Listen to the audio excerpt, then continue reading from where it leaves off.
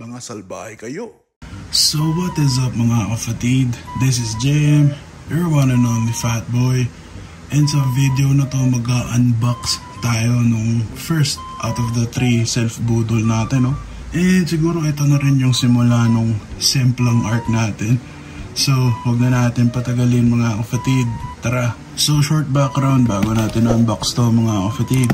Ang tagal ko nang gusto or balak mag-clips, no, or clipless pedals. Pero ilang taon yung dumaan o lumipas kakaisip kung sisimulan ko na ba o hindi. So para hindi na madagdagan pa yung taon, no, bumili na ako mga kapatid. And ito na nga siya, Shimano na cleats shoes or clipless shoes.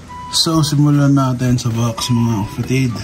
So yung box nila ngayon is parang brown na, no? Basic na kulay na box lang, hindi na siya blue. So dito sa taas may tatak ng Shimano. Sa bandang harapan may Shimano din. And dito sa right side mga kapatid yung model and yung details ng sapatos. So itong kinuha ko mga kapatid, XC3, kung di ako nagkakamali parang 2023 nag-release sila nung ganito. And yung wide siya mga kapatid, no? Dahil bukod sa malaki paa natin, malapad din. So since MTB cleats siya mga kapatid, no, SPD yung attachment niya. Yung pang road bike kasi SPD SL, medyo madulas kasi yun. And syempre kay Berna natin to gagamitin, no, sa fat bike. So itong pang MTB yung kinuha ko para hindi rin madulas yung sole, dahil meron siyang parang mga studs sa ilalim na rubber. So makapit siya mga kapatid.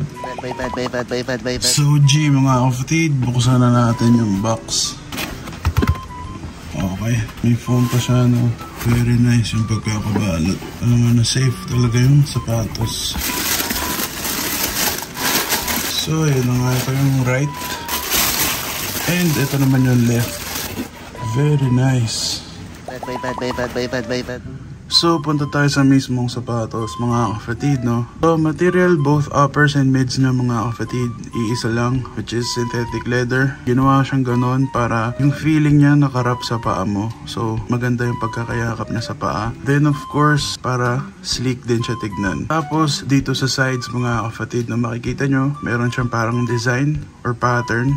So magaspang siya na medyo embossed, para siyang screen, no, or maliliit na squares. Both sides yan mga kapatid. Meron din dito sa kabila. Sa heel side, banda sa gilid, may tatak ng Shimano. Then of course dito sa harapan, andyan yung model niya, XC3 or XC300. Tapos dito naman sa may toe part mga kapatid, paikot siya hanggang dito sa kabila. Sa gilid, makikita nyo, perforated siya, no. So kahit papano, may ventilation yung paa nyo. Or if ever malusong man kayo sa mga ilog or mabasa, may lalabasan yung tubig, hindi maiipon sa loob. Tapos mga kapatid, no, dito rin sa bandang toe part, kung makikita nyo, itong parang magaspang na to. Magaspang siya na matigas mga kapatid. Nakalimutan ko yung exact term pero feeling ko para siyang reinforcement, no, para matigas. Ganun din dito sa likod, sa may heel part. Paikot din siya mga kapatid. Matigas yan. Para sa locking mechanism naman mga kapatid, wala siyang straps, no? Hindi siya naka-velcro straps. Bagkus itong BOA L6 dial yung gamit niya. Dito siya nakabit sa flap, medyo off-center, then isang dial lang siya. Dahil ang habol nga nitong XC3 is yung sleek na profile mga kapatid. So para magamit nyo itong BOA, para maluwagan niya, angat nyo lang to. Then ayan na.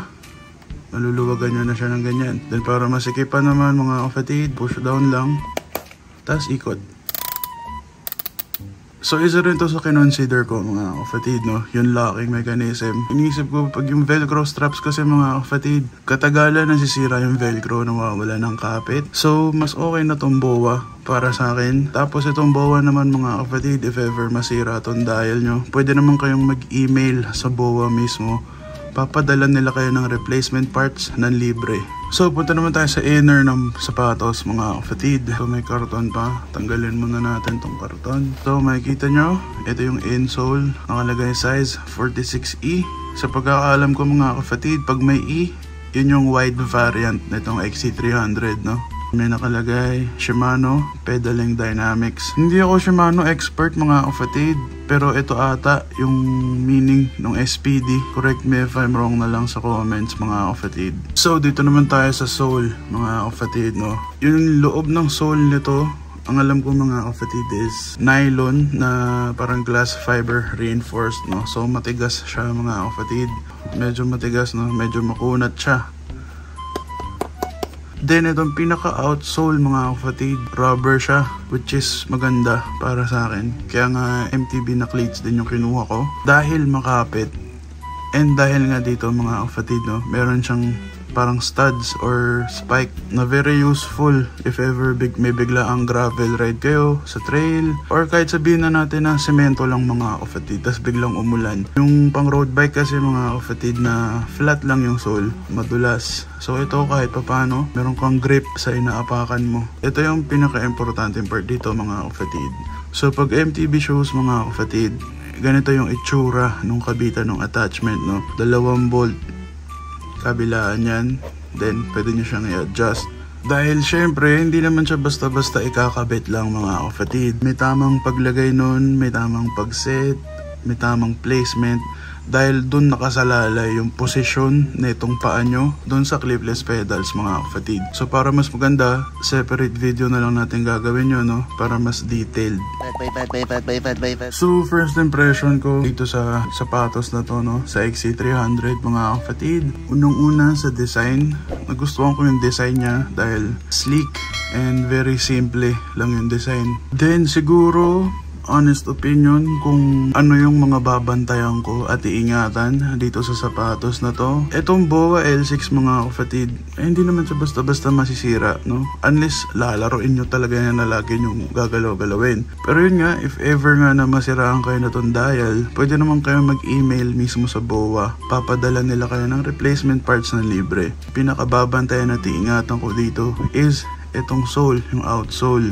Well, given naman na yun na nasakit ng mga sapatos, katagalan nagkakaroon ng sole sep or sole separation, umaangat. Madali lang naman yung fix nun, pwede mo naman siyang ipareglo, diba? Pero maganda kung may iwasan natin, mas okay.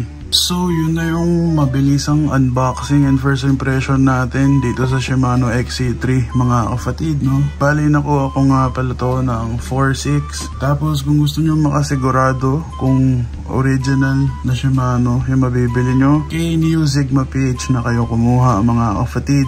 Dahil sila yung official na distributor na Shimano parts dito sa Pilipinas. So para nga pala dun sa susunod natin na self-budol, no, yung kapartner neto na kasama din sa Semplang Art ni Fatboy mga kapatid, abangan nyo yung video na yon. So once again, this is JM, your one and only Fatboy.